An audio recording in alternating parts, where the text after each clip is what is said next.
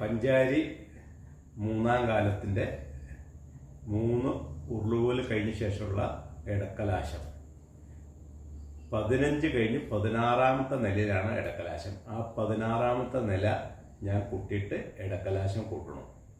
16ാമത്തെ നിലയിൽ എടക്കലാശം കൂട്ടണം. എൻ്റെ വലത് കൈയിൽ ശ്രദ്ധിക്കണം കേട്ടോ.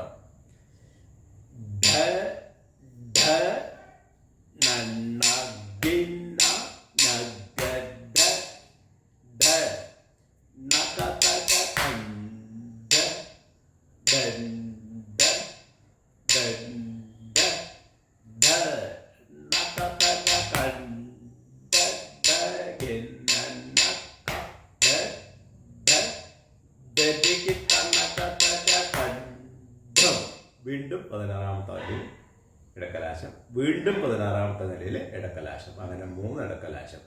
അതിനുശേഷമാണ് കുഴമറിക്കൽ.